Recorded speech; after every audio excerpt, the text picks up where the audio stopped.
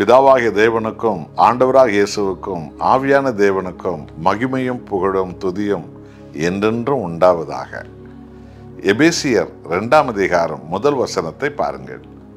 பரிசுத்த ஆவியான தேவன் நமக்கு சொல்லும் ஒரு அற்புதமான ஒரு சத்தியம். அக்கிரமங்களினாலும் பாவங்களினாலும் மரித்தவர்களாய் இருந்த உங்களை உயிர்ப்பித்தார். அல்லேலூயா. என் அன்பானவர்களே, பைபிள் சொல்லுகிறது, எசேக்கியேல் 18ஆம் அதிகாரத்தில் 4வது வசனம் கடைசி வார்த்தை, பாவம் செய்கிற ஆத்துமாவே சாகும் என்று சொல்லி. இது ஆதாமின் வாழ்விலே ஆரம்பமானது.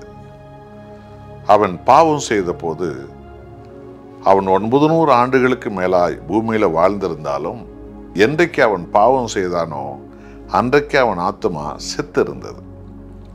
இன்றைக்கு நான் நடைப்பெணம் போல் இருக்கிறேன் என்று ஏராளமான பேர் சொல்லுவார்கள். பாவம் அவர்கள் ஆத்துமாவை சாகடித்திருக்கிறது. இப்படித்தான் இன்றைக்கும் பாவத்தில் வாழும் எந்த தேசத்தானும் எந்த ஜாதியானும் அவர்கள் எந்த அந்தஸ்து வகித்த மக்களாக இருக்கட்டும், உலக புகழ்பெற்ற பணக்காரர்களாக இருக்கட்டும், உலக புகழ்பெற்ற மனிதர்களாய் தலைவர்களாக இருக்கட்டும், பாவம் அவர்கள் ஆத்துமாவை சாகடித்து வைத்திருக்கும். இதுதான் மனிதனுடைய பரிதாப நிலைமை.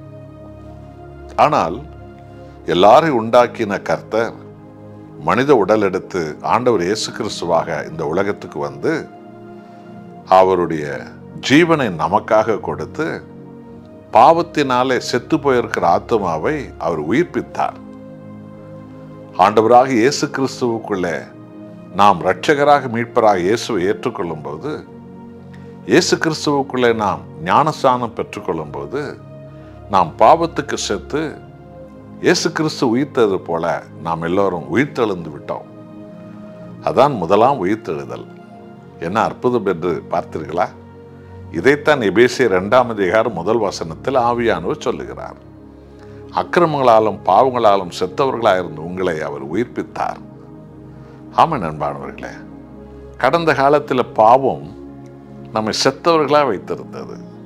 சமாதானம் செத்திருந்தது, மகிழ்ச்சி செத்திருந்தது, அன்பு செத்திருந்தது, இரக்கம் செத்திருந்தது, சமாதானம் செத்திருந்தது, ஆசீர்வாதம் செத்திருந்தது, மெய்தேவனை அடையாளம் கண்டுபிடிக்கிற அறிவே செத்திருந்தது. கண்கள்லாம் குருடாக இருந்தது. என்னமெல்லாமோ எதையெல்லாமோ ஒரு காலத்தில் நாம் வணங்கினோம். ஆனால் ஆண்டவராக இயேசு கிறிஸ்து அவருடைய இரத்தத்தால், அவருடைய ஆவியால், அவரால் நம்மை உயிர்ப்பித்ததின் விளைவு நாம் எல்லாருமாய் உயிர்த்தெழப்பட்டு விட்டோம். நம்ம சமாதானம் உயிர்த்தது, மகிழ்ச்சி உயிர்த்தது, ரட்சிப்பு உயிர்த்தது, ஆசீர்வாதம் உயிர்த்தது, மகிழ்ச்சி சந்தோஷம் உயிர்த்தது, தேவனுடைய பெரிய அபிஷேகம் உயிர்த்தது. நம்ம எல்லோரும் உயிர்த்தெழுந்தவர்களாக இன்றைக்கு வாழ்கிறோம். எத்தனை ஒரு மகிமை என்று கவனித்து பார்த்தீர்களா?